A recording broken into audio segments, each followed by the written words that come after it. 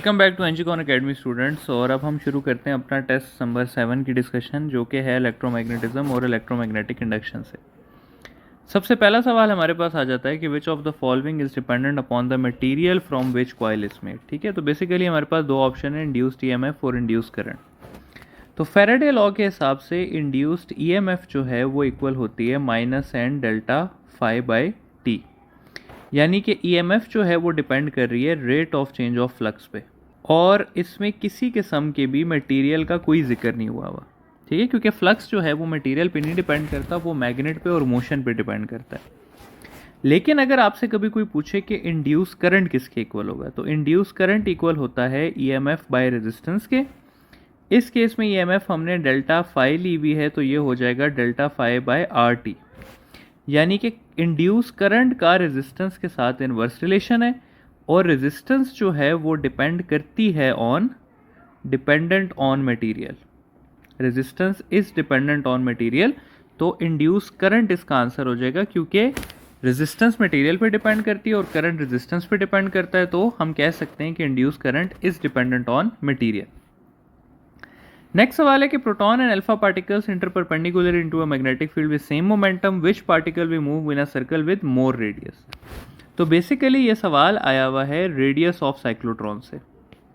Cyclotron क्या होता है, ये जब एक चार्ज पार्टिकल एक मैग्नेटिक फील्ड में इंटर होता है परपेंडिकुलरली, फॉर एग्जांपल ये मैग्नेटिक फील्ड है हमारी इनटू द पेज, इसमें एक चार्ज पार्टिकल इंटर करता है, तो ये अपरेटस और ये चार्ज कंबाइंड को हम कहते हैं साइक्लोट्रॉन। मतलब कि जो चार्ज एक सर्कल में घूम रहा है वो और इस सारे फिनोमेना को कंबाइन हम कहते हैं साइक्लोट्रॉन। रेडियस ऑफ साइक्लोट्रॉन की स्टूडेंट्स 4 इक्वेशन है। M V by Q B, ये इसकी मेन इक्वेशन है। एम वी को मैं पी बाई क्यू बी भी लिख सकता हूँ।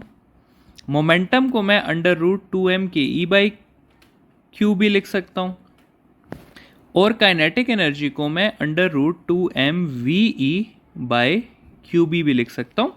तो ये 4 इक्वेशंस हैं रेडियस ऑफ साइक्लोट्रॉन की। अब हमें ये डिसाइड करना है कि इस सवाल में कौन सी यूज़ होगी।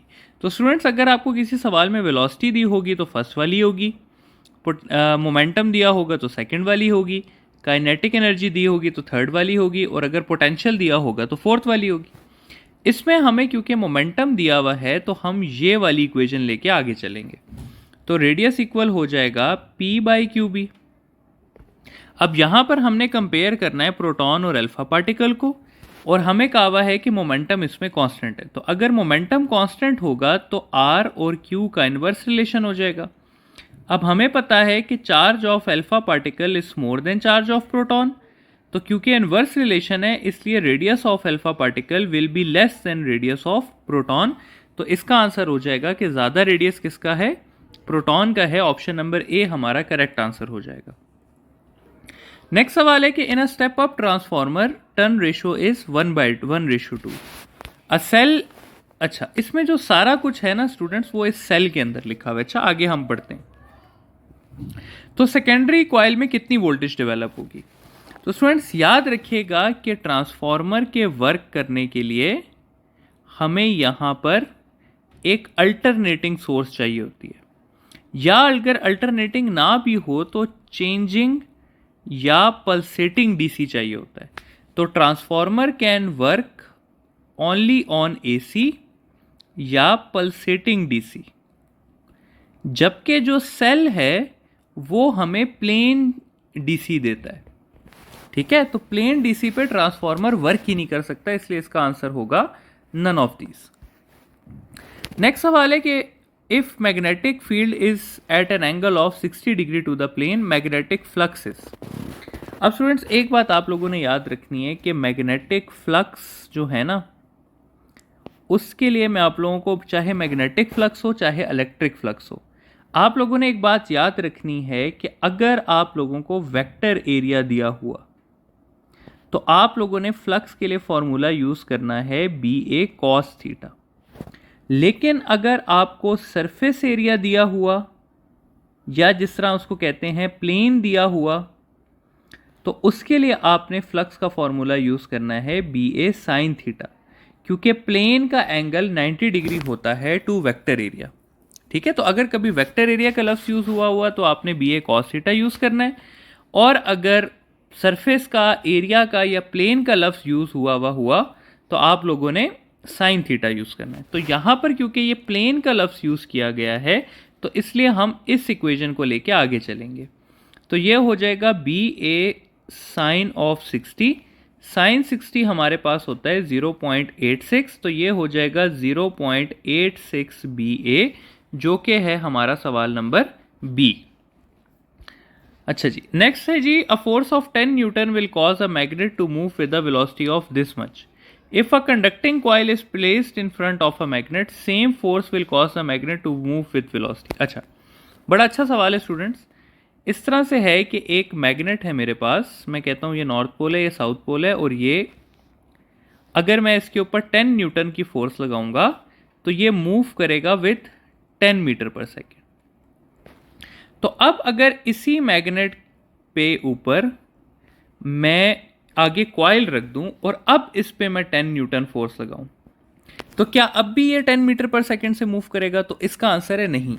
उसका रीज़न ये होगा कि जब मैं इसको मूव करूंगा तो इसके अंदर इंड्यूस करंट बनेगा, और लेंजिस लॉ के मुताबिक ये इंड्यूस करंट अपनी कॉज को अपोज करेगा, रिपेल करेगा।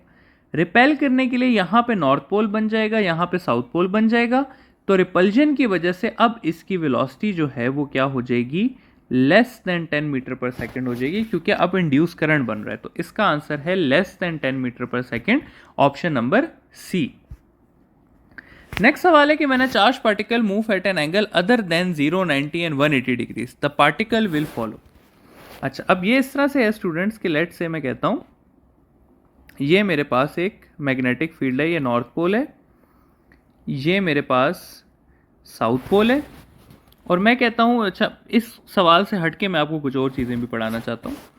तो मैं कहता हूँ जी एक चार्ज है यहाँ पर मेरे पास जो कि रेस्ट पे पड़ा हुआ है, तो इसको क्या ये मैग्नेटिक फील्ड अट्रैक्ट करेगी? तो उसका आंसर है नहीं करेगी, क्योंकि फोर्स इक्वल होती है क्यू वी बी के, और अगर चार्ज रेस्ट पे है तो वी ज़ीरो हो जाएगा और फोर्स भी ज़ीरो हो जाएगी, जिस वजह से ये चार्ज कहीं पे भी मूव नहीं करेगा। तो magnetic field can not act on a resting charge. अब मैं कहता हूँ कि ये मेरे पास है ये मैग्नेटिक फील्ड है और एक चार्ज इसमें पैरेलल एंटर करता है। तो जब पैरेलल एंटर करेगा तो अब ये फोर्स इक्वल हो जाएगी Q V B sine zero के। साइन ज़ीरो ज़ीरो होता है तो तब भी फोर्स नहीं लगेगी, और तब भी इसका पाथ क्या होगा? स्ट्रेट पाथ होगा। अब मैं कहता हूं कि एक चार्ज परपेंडिकुलरली एंटर करता है। ये देखिए फील्ड नीचे की तरफ आ रही है, चार्ज राइट साइड पे जा रहा है, तो चार्ज परपेंडिकुलरली एंटर कर रहा है। तो ये चार्ज एंटर होके स्टूडेंट सर्कुलर पाथ में मूव करेगा, और अगर कोई चार्ज एक खास एंगल से आ रहा है इस तरह करके, तो वो चार्ज स्पाइरल फॉर्म में मूव करेगा। ठीक है, तो इन शॉर्ट में ये लिख सकता हूं कि अगर आपके पास एंगल 0 डिग्री है या 180 डिग्री है तो उस पर लगने वाली फोर्स 0 होगी और पाथ जो है वो स्ट्रेट होगा। अगर आपके पास एंगल जो है वो 90 डिग्री है तो फोर्स आपकी मैक्सिमम होगी और पाथ आपका सर्कुलर होगा। और फाइनली अगर एंगल आपके पास इनके अलावा कोई भी और है तो क्या होगा? फोर्स आपकी Q V B sine theta के इक्वल होगी और पाथ आपके पास स्पाइरल होगा। तो यहाँ पे बोला हुआ है कि ना 90 है, ना 0 है, ना 180 है, तो पाथ कैसा होगा? स्पाइरल पाथ होगा। अच्छा जी, अब इस सवाल में हमें कहा गया है कि कॉइल है 100 टन्स का और उसका फ्लक्स चेंज होता है 0.01 से 0 वेबर पे इन 0.1 सेकेंड, तो उसमें इंड्यूस्ड ईएमएफ कितनी बनेगी? बहुत सिंपल सा सवाल है, डायरेक्ट हम लगाएंगे इसमें फैराडेज लॉ, तो n delta phi by T हो जाएगा। यहाँ पर n जो है वो हमारे पास 100 है, डेल्टा फाई के लिए आ जाएगा 0.01 से वो 0 पे गया है, और टाइम आ जाएगा हमारे पास 0.1, तो ये हो जाएगा 100 इंटू 0.01 डिवाइडेड बाई 0.1। तो इसको जब मैं सॉल्व करूँगा तो 100 इंटू 0.01 हो जाएगा 1 डिवाइडेड बाई 0.1, तो 1 डिवाइडेड बाई 0.1 इज़ 10, तो इसका आंसर हो जाएगा 10 वोल्ट, जो कि हमारा ऑप्शन नंबर बी बनता है। नेक्स्ट सवाल है कि unit which of the following is not a correct unit for Tesla. तो देखिए स्टूडेंट्स, मैग्नेटिक फील्ड होती है F/IL के। तो F का यूनिट होता है न्यूटन, I का यूनिट होता है एम्पेयर और लेंथ का यूनिट होता है मीटर। तो ये मिलके बनाता है टेस्ला, क्योंकि B का ऐसा यूनिट क्या होता है, टेस्ला होता है। इसी तरह B इक्वल होता है फ्लक्स बाय एरिया के। फ्लक्स का यूनिट होता है वेबर, एरिया का यूनिट होता है मीटर स्क्वायर। तो वेबर पर मीटर स्क्वायर भी होता है टेस्ला के इक्वल। अब इस थर्ड यूनिट की अगर हम बात करें तो थर्ड यूनिट देखें स्टूडेंट्स, F/IL का यूनिट है हमारे पास Newton per ampere metre.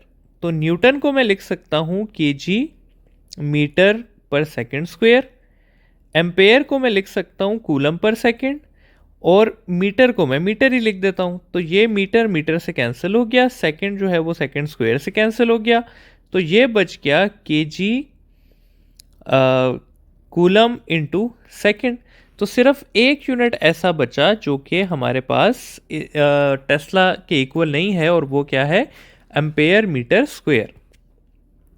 Next सवाल है कि the transformation ratio in the step up transformer is. अच्छा, अब ट्रांसफॉर्मेशन रेशो हो गई, या हम कह दें कि इसको हम टर्न रेशो भी कहते हैं। तो स्टूडेंट्स, टर्न रेशो इक्वल होता है secondary turns divided by primary turns के।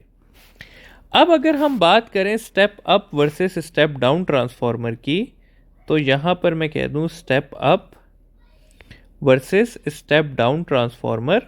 तो स्टूडेंट्स, कुछ चीज़ें आप लोगों ने याद रखनी है। स्टेप अप में NS सेकेंडरी टर्न्स हमेशा ज़्यादा होंगे प्राइमरी टर्न से, और स्टेप डाउन में सेकेंडरी टर्न कम होंगे प्राइमरी टर्न से। यानी कि स्टेप अप में टर्न रेशो जो है वो ग्रेटर देन 1 होगा, स्टेप डाउन में जो टर्न रेशो है वो लेस देन 1 होगा। इसी तरह स्टेप अप ट्रांसफॉर्मर में सेकेंडरी पोटेंशियल ज़्यादा होता है, स्टेप डाउन में सेकेंडरी पोटेंशियल कम होता है, जबकि स्टेप अप में सेकेंडरी करंट कम होता है और स्टेप डाउन में सेकेंडरी करंट ज़्यादा होता है। तो ये कुछ बातें हैं स्टेप अप और स्टेप डाउन से रिलेटेड जो आप लोगों को पता होनी चाहिए। तो ट्रांसफॉर्मेशन रेशो जो है वो क्या है, ग्रेटर देन 1 है, किसका, स्टेप अप ट्रांसफॉर्मर का। नेक्स्ट सवाल है कि proton इंटर्स a magnetic field perpendicularly with a velocity. तो वेलोसिटी हमें गिवन है, फोर्स हमें गिवन है। तो यहाँ पे पूछा हुआ है कि what is the strength of magnetic field. तो स्टूडेंट्स, मैग्नेटिक फोर्स इक्वल होती है QVB के साइन थीटा। तो यहाँ पर फोर्स हमें दी हुई है इन्होंने 6.4, चार्ज हमें दिया हुआ है प्रोटॉन का। तो प्रोटॉन का चार्ज क्या होता है, 1.6 इंटू 10 पावर -19। वेलोसिटी हमें दी हुई है 2 इंटू 10 पावर 5। मैग्नेटिक फील्ड हमसे पूछी हुई है और परपेंडिकुलर है तो साइन 90 हो जाएगा। तो मैग्नेटिक फील्ड स्टूडेंट्स इक्वल हो जाएगी 6.4 डिवाइडेड बाय, अच्छा ये 6.4 इंटू 10 पावर -14 है, ठीक है, ये इसको थोड़ा सा करेक्ट कर लेते हैं। तो ये 6.4 इंटू 10 पावर -14 है। तो ये हो जाएगा 6.4 into 10 power -14 divided by 1.6 into 10 power -19 into 2 into 10 power 5। तो ये 5 और 19 मिलके हो जाएगा हमारे पास 6.4 इंटू 10 पावर -14 डिवाइडेड बाय 1.6 और ये मिलके 3.2, और ये हो जाएगा जी 10 पावर -14। ये -14 ख़त्म हो जाएंगे। 6.4 डिवाइडेड बाय 3.2 इज 2। तो 2 टेस्ला इसका आंसर आ जाएगा, जो कि हमारा ऑप्शन नंबर ए बनता है। नेक्स्ट सवाल है कि induced EMF produce as a result of changing magnetic flux will be. तो इसका आंसर है स्टूडेंट्स कि बोथ ए एंड बी हो सकता है। उसका रीज़न क्या है, देखिए EMF डिपेंड करती है डेल्टा फाई बाई टी पे।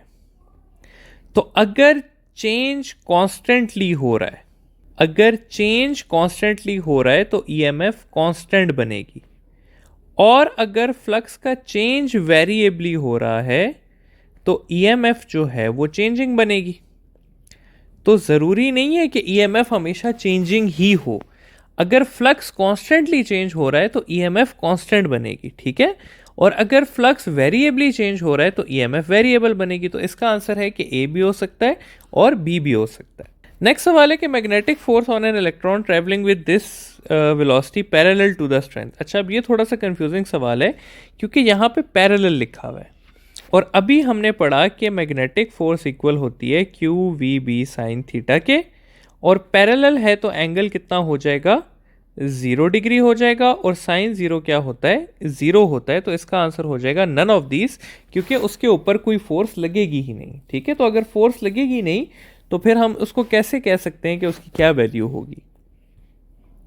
नेक्स्ट क्वेश्चन है कि Lenz's law is a consequence of law of conservation of. तो स्टूडेंट लेंजिस लॉ से रिलेटेड मैं आपको कुछ बातें बता देता हूँ जो शायद आप लोगों के कभी ना कभी काम आ जाएंगी। तो लेंजिस लॉ की पहला पॉइंट है कि it is based on law of conservation of energy. तो law of conservation of energy पे ये लॉ बेस्ड है। और लेंजिस की स्टेटमेंट ये थी कि लेंजिस लॉ में मैकेनिकल एनर्जी बेसिकली कन्वर्ट हो रही होती है इलेक्ट्रिकल एनर्जी में। तो ये थी हमारे पास लेंजिस लॉ की मेन स्टेटमेंट। फिर लेंजिस लॉ जो है वो ईएमएफ या करंट का डायरेक्शन फाइंड करने के लिए यूज होता है। तो ये बात भी याद रखनी है कि used only to find current का डायरेक्शन। ठीक है, ये पोटेंशियल का डायरेक्शन फाइंड नहीं कर सकता। और तीसरी बात आप लोगों ने याद रखनी है कि ये सिर्फ क्लोज्ड लूप्स पे एप्लीकेबल है। तो ये लेंजिस लॉ के बारे में कुछ इंफॉर्मेशन है जो आप लोगों को पता होनी चाहिए। नेक्स्ट सवाल है जी कि a proton moves with a velocity v perpendicular to the magnetic field, the magnetic field strength is increase by 2b, if the proton still moves in the same circle its kinetic energy will B.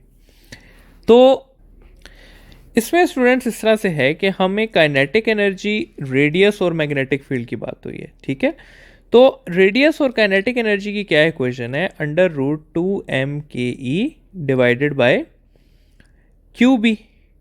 यहां पर हमें कहा है कि magnetic field और kinetic energy का relation निकालें, क्योंकि ना मास चेंज हो सकता है ना चार्ज चेंज हो सकता है, और रेडियस को ऑलरेडी कांस्टेंट रखा हुआ है।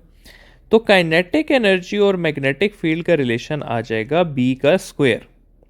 तो अगर यहां पर हम b को जो है वो 2 टाइम्स कर रहे हैं तो 2 टाइम्स का स्क्वायर इज 4 टाइम्स। तो हमारे पास जो काइनेटिक एनर्जी है वो कितने टाइम्स हो जाएगी, 4 टाइम्स हो जाएगी। ठीक है, तो इस तरह से आप डायरेक्टली इस सवाल को बहुत इजीली सॉल्व कर सकते हैं। नेक्स्ट सवाल है कि which of the following devices doesn't work on the principle of electromagnetic induction. तो स्टूडेंट इस तरह से है कि ट्रांसफॉर्मर जो है वो म्यूचुअल इंडक्टेंस पे काम करता है, जो कि इलेक्ट्रोमैग्नेटिक इंडक्शन की ही टाइप है। जनरेटर जो है वो भी क्या होता है, उसमें एक कॉइल होता है। उस कॉइल में जब हम इसको रोटेट करते हैं तो इसमें फ्लक्स चेंज होता है। फ्लक्स चेंज होने की वजह से इसमें ईएमएफ बनती है, तो ये भी मैग्नेटिक इंडक्शन है।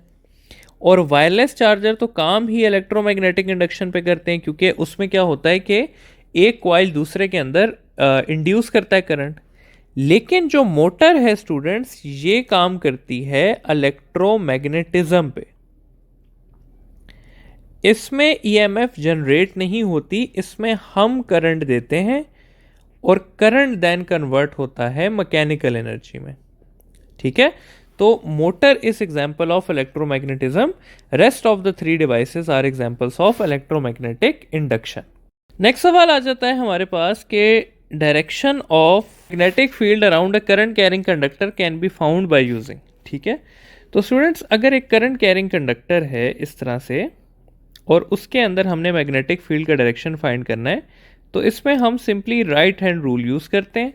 उसमें क्या होता है कि हम अपने थंब को जो है वो करंट की डायरेक्शन में करते हैं, और जो हमारी फिंगर्स हैं वो हमें मैग्नेटिक फील्ड बताती हैं।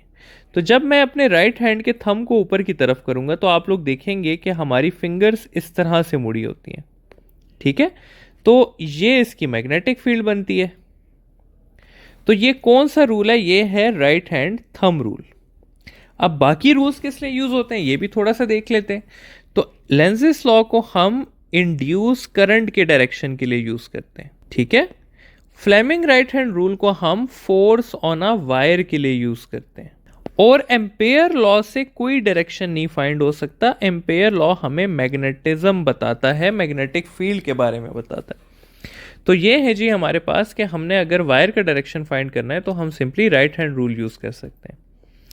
नेक्स्ट सवाल है जी क्या power transformer is used to step up alternating voltage from this to this.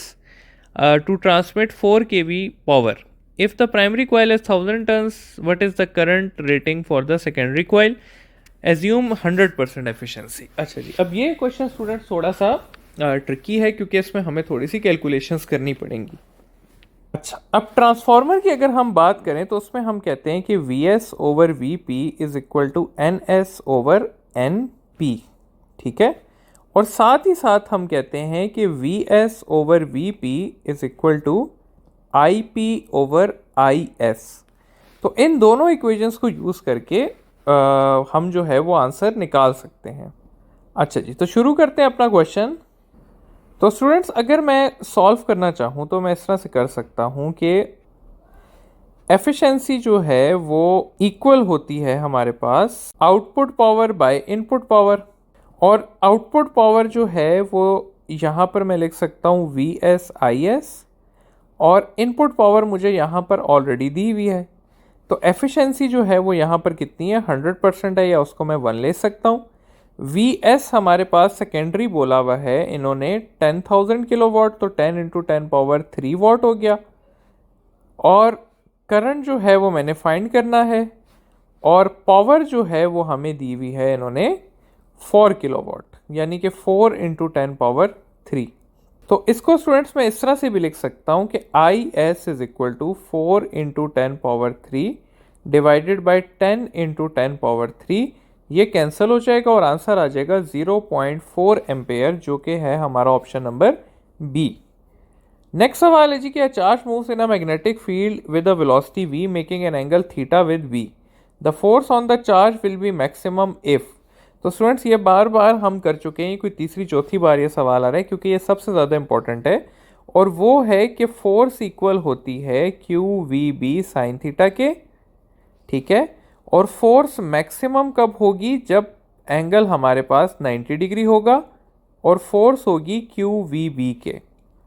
Force हमारे पास ज़ीरो कब होगी, जब एंगल हमारे पास 0 डिग्री और 180 डिग्री होगा, और इसके बीच में बाकी तमाम एंगल्स के लिए फोर्स इक्वल होगी QVB साइन थीटा के. तो यहाँ पे पूछा हुआ है कि force will be maximum when angle is 90 degree and equal to QVB. तो ऑप्शन नंबर सी जो है वो इसका करेक्ट ऑप्शन हो जाएगा. नेक्स्ट है जी कि coil is having n turns and initial length L is uniformly stretch to make its length double such that volume remains constant. अच्छा, इसमें जो टोटल स्टूडेंट्स कॉन्सेप्ट है ना वो इस स्ट्रेच वाला है. ये हम रेजिस्टेंस में भी बात कर चुके हैं कि अगर ये वायर है और इसको मैं स्ट्रेच करता हूँ इस तरह के, तो इसकी लेंथ जो है वो 2 टाइम्स हो जाएगी, लेकिन इसका एरिया जो है वो हाफ हो जाएगा.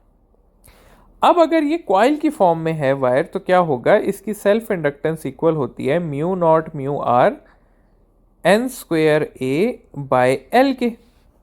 तो यहाँ पर स्टूडेंट्स अगर मैं देखूँ तो A जो है वो हमारे पास, यानी कि L का डायरेक्ट रिलेशन है A के साथ और इनवर्स रिलेशन है L के साथ. तो A स्टूडेंट्स यहाँ पे हमारे पास हाफ हो गया है, L जो है वो 2 टाइम्स हो गया है, तो ये हो जाएगा 1/4 टाइम्स, यानी कि क्वार्टर हो जाएगा. ऑप्शन नंबर डी इसका करेक्ट आंसर होगा. नेक्स्ट सवाल है magnetic field produce as a result of electromagnetism is. तो स्टूडेंट, इसका आंसर है कि it is always perpendicular to current. आपको मैं कुछ एग्जांपल्स दे देता हूं. मैं कहता हूं लेट से ये मेरे पास एक वायर है और ये करंट कैरी कर रही है.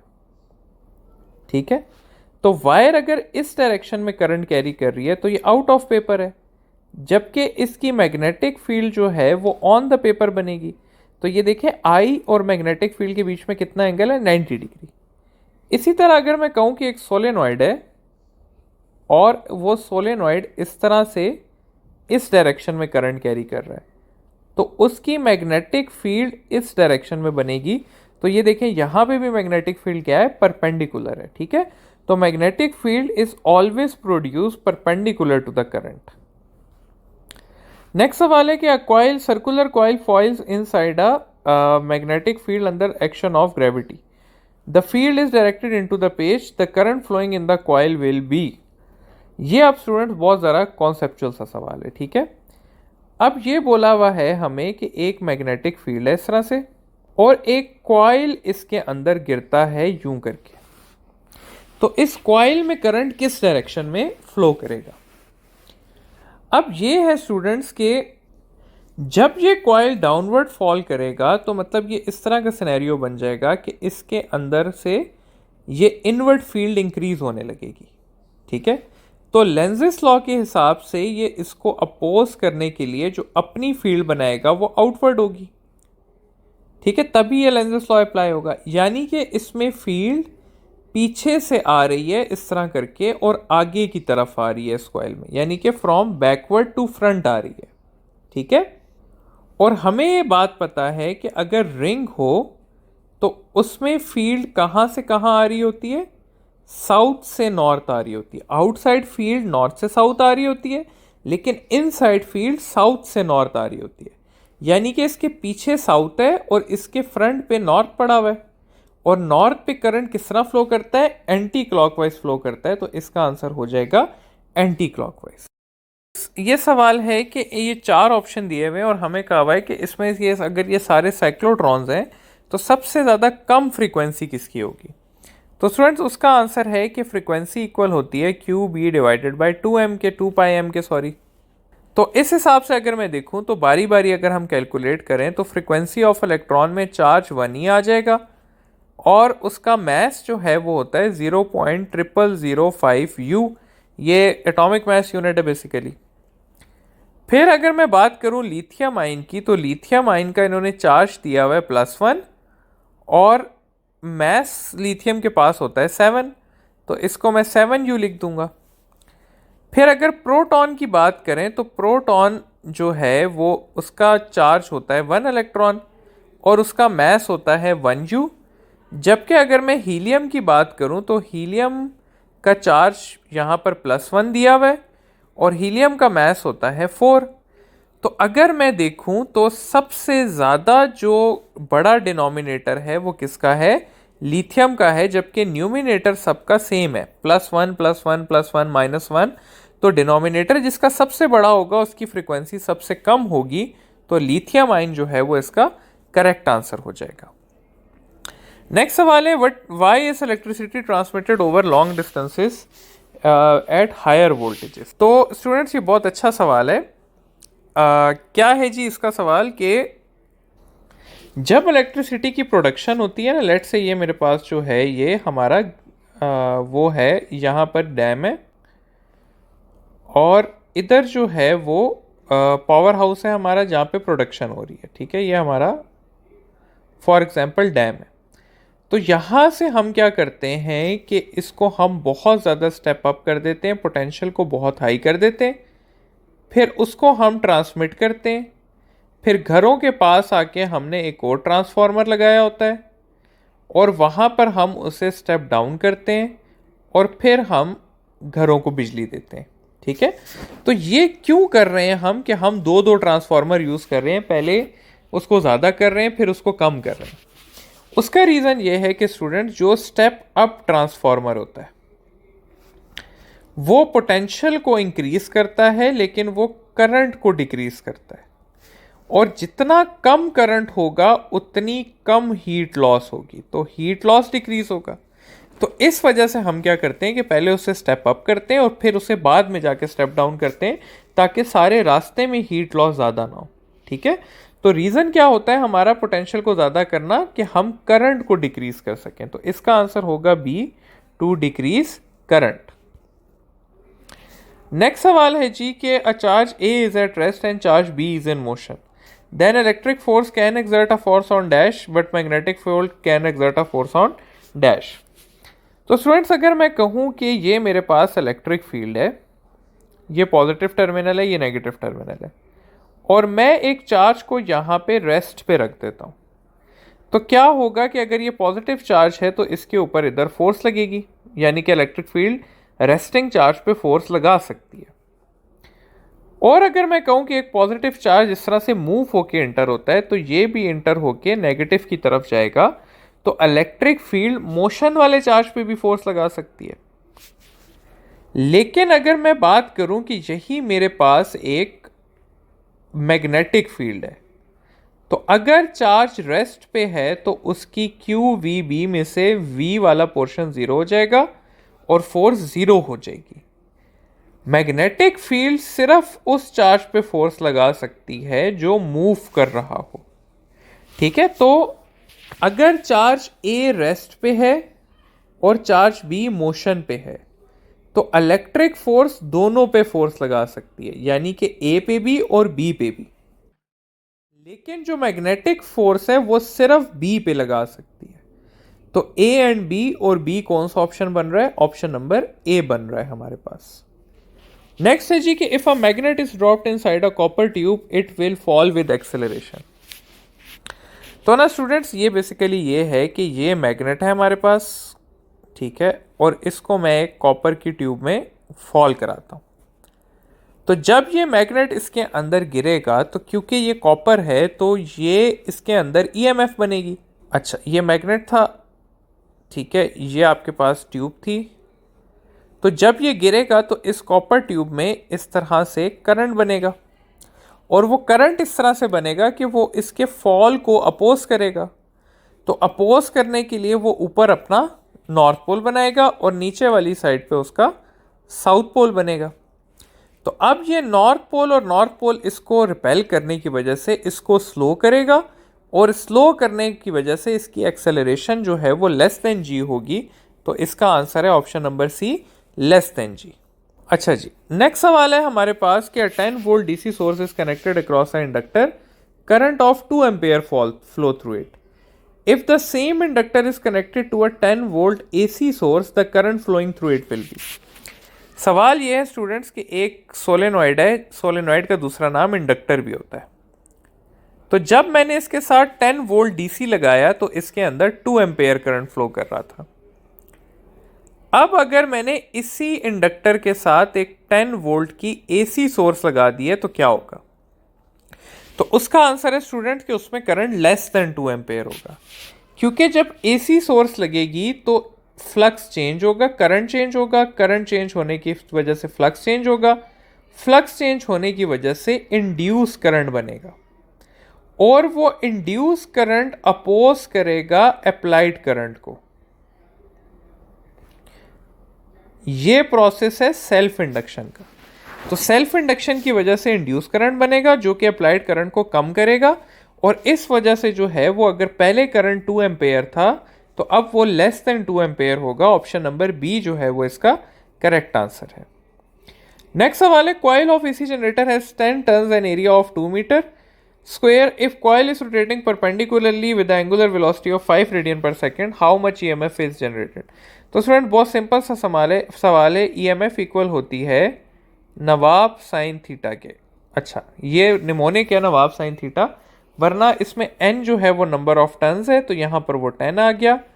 एंगुलर फ्रिक्वेंसी उसकी 5 है, एरिया उन्होंने हमें 2 दिया हुआ है, मैग्नेटिक फील्ड उन्होंने हमें 1 गॉस दी हुई है। तो 1 गॉस होता है 1 पावर -4 टेस्ला के, और एंगल उन्होंने हमें 90 डिग्री दिया हुआ है। तो ईएमएफ हो जाएगी 50 इंटू 200, 100 इंटू 10 पावर -4, तो ये हो जाएगा 1 into 10 power -2 which is equal to 0.01, जो कि बनता है हमारा ऑप्शन नंबर बी। नेक्स्ट सवाल है जी कि magnetic force acting on a charge moving inside a uniform magnetic field can change all of the following except. तो स्टूडेंट्स, ये जो मैग्नेटिक फोर्स होती है ना Q V B sine theta, ये क्या करती है कि ये चार्ज को एक सर्कल में बेंड करती है इस तरह से। कौन सी फोर्स चार्ज को सर्कल में बेंड करती है? Centripetal force. तो बेसिकली ये जो मैग्नेटिक फोर्स है ये एक सेंट्रीपिटल फोर्स ही है।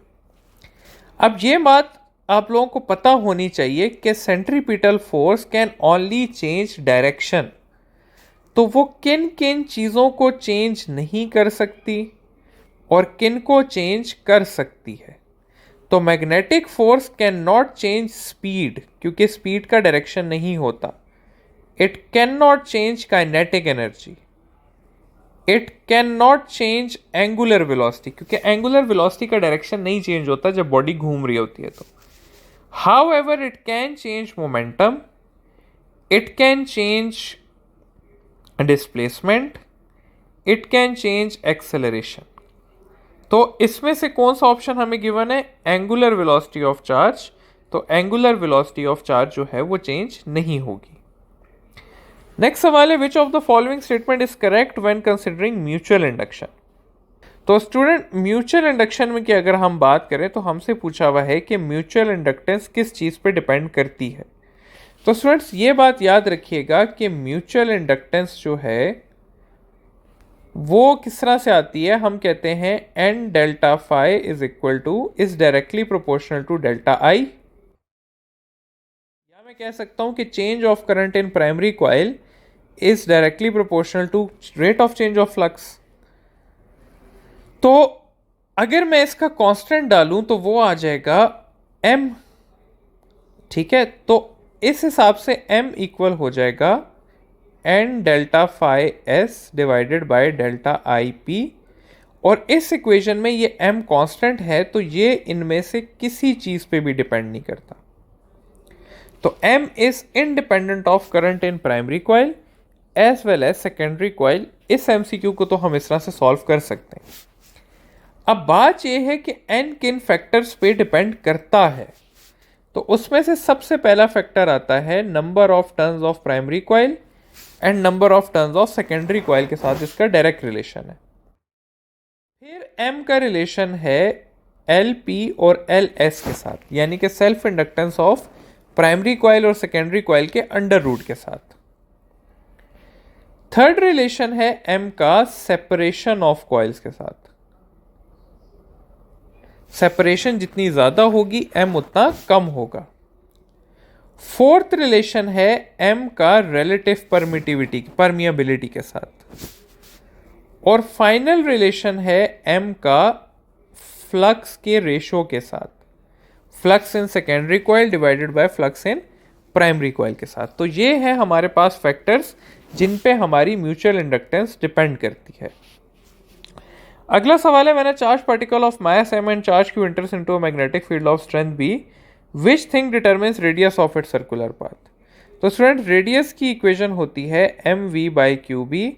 तो चार्ज भी डिपेंड कर रहा है, मास भी कर रहा है, मैग्नेटिक फील्ड स्ट्रेंथ भी कर रही है, तो इसका आंसर हो जाएगा ऑल ऑफ दीज। हमारा ऑप्शन नंबर डी बनता है ये।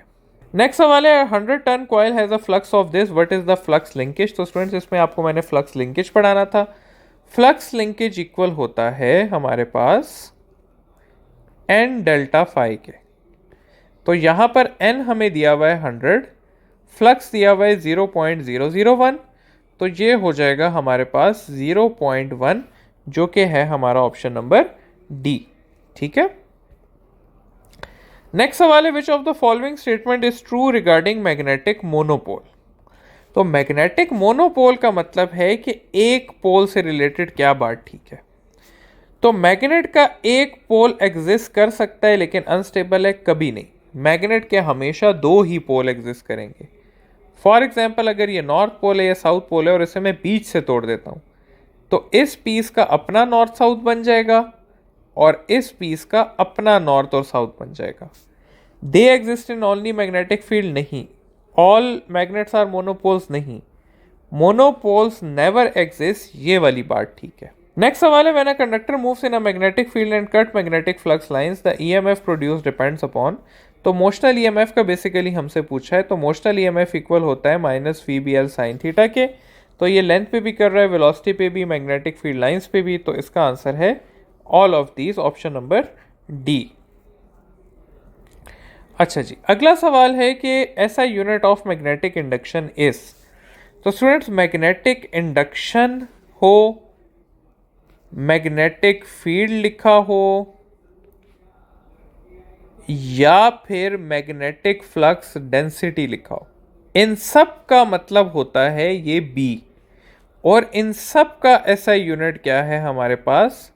टेस्ला है। तो ऑप्शन नंबर बी जो है वो हमारा करेक्ट आंसर हो जाएगा।